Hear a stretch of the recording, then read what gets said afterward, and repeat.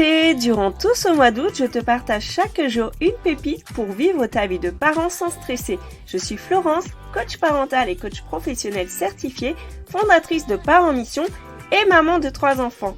Mon but dans ce podcast, c'est de t'inspirer, t'encourager, te booster dans ta mission de parent. Bonne écoute!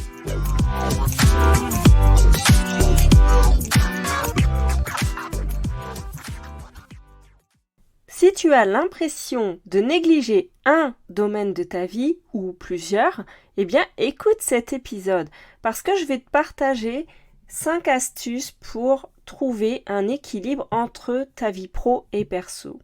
Déjà dans un premier temps, j'ai envie de te dire que l'équilibre, c'est pas forcément possible parce que quand je vois l'image d'un équilibre, je vois une balance avec des choses complètement égales qui ont le même poids dans ta vie. Et ça, ce n'est pas toujours possible. Moi, j'aime bien parler d'harmonie dans ta vie familiale et professionnelle. Bien sûr qu'il y a des moments où tu vas privilégier l'un ou l'autre. Ça ne veut pas dire qu'ils ont la même part dans ta vie. Mais pour cela, il faut bien sûr identifier ce qui compte à quel moment, etc.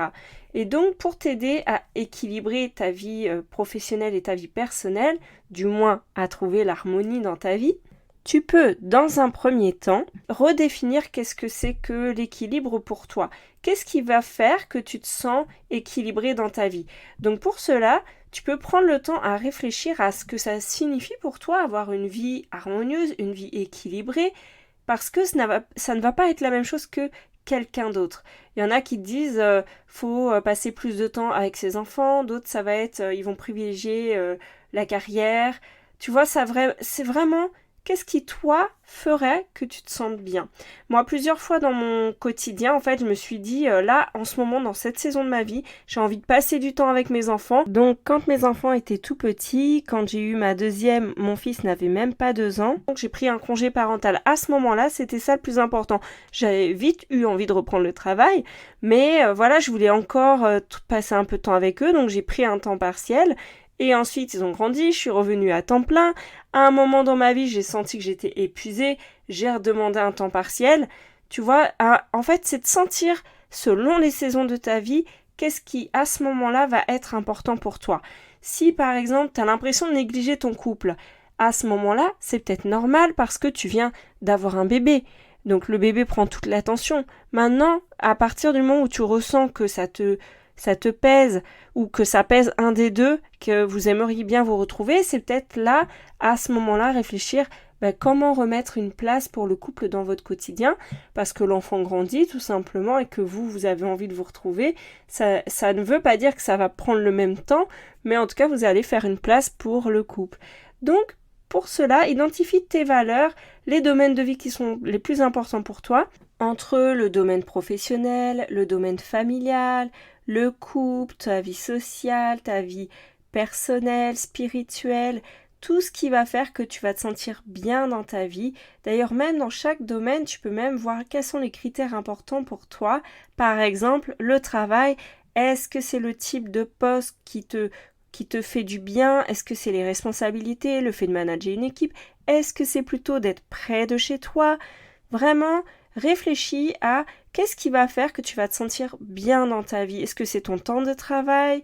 Par rapport à tes loisirs, pareil, est-ce que c'est plutôt quelque chose de physique, plutôt quelque chose de manuel? Est-ce que c'est quelque chose de quotidien, plutôt une fois par semaine? Tu vois, en fait, vraiment, il n'y a pas d'équilibre, en fait. C'est vraiment qu'est-ce qui va faire que tu vas te sentir bien dans ta vie? Est-ce que c'est de voir tes amis? Est-ce que c'est d'être vraiment dans une forme physique avec du sport? Est-ce que c'est d'avoir une vie spirituelle? Est-ce que c'est de faire des formations, de faire des stages? Est-ce que c'est de faire de la musique? Vraiment, c'est à toi de définir. Ensuite, je te dirais d'établir des frontières plutôt pour te donner des repères. Alors ça va pas pour tout le monde, hein, mais moi, ce qui m'aide, c'est d'avoir des heures spécifiques pour le travail, puisque maintenant, je suis à mon compte. Donc, c'est vrai qu'avant, quand j'étais salariée, c'est ce qui m'aidait. Maintenant, j'aime aussi la flexibilité. Donc, je vais, par exemple, m'autoriser à faire des choses de temps en temps, très rarement, mais de temps en temps le soir, parce que je sais qu'à côté, je peux prendre une après-midi le mercredi, etc. Donc, c'est vraiment à toi de définir quel est ton cadre et de respecter finalement ce cadre que tu te donnes qui est pour ton bien-être. Ensuite, si tu peux organiser les choses un petit peu, les planifier, il existe des outils de gestion du temps. Pareil, ça ne correspond pas à tout le monde et pareil, il y en a qui vont te dire ouais, on n'est plus à l'ancienne, maintenant tout est numérique, moi j'ai un agenda partagé, etc. Ça marche super bien pour d'autres. Et puis il y en a, eux, ils vont être plutôt agenda papier, ils vont être plutôt bullet journal, etc. Vraiment, c'est à toi de voir comment tu veux organiser les choses.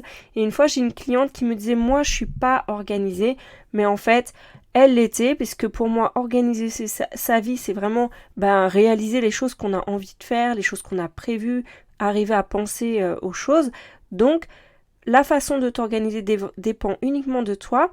Et pour éviter de procrastiner sur certaines choses, tu peux diviser tes tâches en petites étapes réalisables. Par exemple, si tu as du rangement à faire chez toi, plutôt que de vouloir tout faire en même temps et de ne rien faire, du coup, tu te dis, je commence par ce tiroir, par exemple. Bon, là, je m'éparpille un petit peu, mais tu vois l'idée.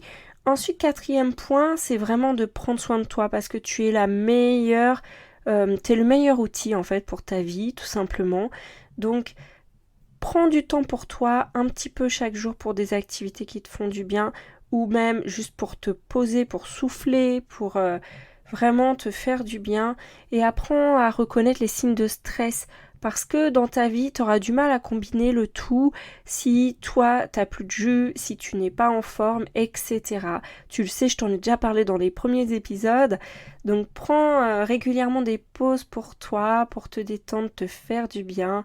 Et tu verras, ça sera même un exemple en fait pour tes enfants, pour les gens qui t'entourent. Et ensuite, dernière étape, c'est vraiment de communiquer en famille. Il y a une chose qu'on fait avec mon mari, c'est de se poser une fois par semaine sur notre agenda parce que on a remarqué que c'était source de conflit quand on n'avait pas les infos les uns des autres de qui était là quand parce qu'on a tous les deux des engagements ou des activités. Pareil avec les activités des enfants, qui emmènent quand, etc. Et de parler aux enfants de ce qui va se passer aussi, c'est quelque chose qui les aide. Nous on a remarqué, on en a qui commencent à avoir envie de faire des choses, qui sont au collège. Donc c'est vrai que de leur dire ce qu'on a prévu de faire avec la famille ou certains week-ends, etc. Et aussi de leur partager que telle période va être plutôt intense qu'une autre, ça permet déjà qu'ils se soutiennent, ensuite de s'assurer de réserver quand même un temps de qualité avec eux, même au milieu de tout ce que tu as à penser, parce que si tu ne communiques pas avec eux, tu risques d'être absorbé dans ce que tu fais puis de négliger certaines choses, et de négliger le temps avec eux tout simplement. Donc la communication, je t'invite vraiment à la mettre au cœur de ta maison. Et ensuite, 6e chose, je t'avais dit 5, mais non, il y en a une 6e, c'est d'apprendre à dire non à certaines demandes qui ne sont pas prioritaires en fonction de ce que tu avais, en fonction de tes valeurs. Ne te sens pas obligé d'accepter toutes les demandes et aussi d'être flexible et de t'adapter en cas de...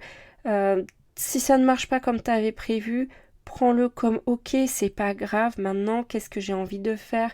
Il y a des périodes qui sont plus chargées, c'est comme ça, accepte que c'est pas toujours évident et dans une harmonie, il y a des mouvements, on adapte à chaque fois, demande-toi qu'est-ce que tu veux maintenant et rappelle-toi que trouver l'harmonie dans sa vie, c'est un processus continu qui change, qui demande de s'ajuster et demande-toi au moment où tu sens que là il y a un petit décalage, de quoi tu as besoin en ce moment, qu'est-ce que tu as envie. Et voilà, tout simplement, apprends à kiffer ta vie de parent. Partage-moi si tu veux en message privé, qu'est-ce que tu décides pour la rentrée. D'ailleurs, je t'invite à un événement. C'est le mardi 29 août à 20h30, le workshop Cool la rentrée pour préparer ta rentrée sereinement et repartir avec ton plan d'action. Donc je t'invite le mardi 29 août, réserve tout de suite ta place sur le lien qui est disponible sous cet audio. Bisous bisous, à demain!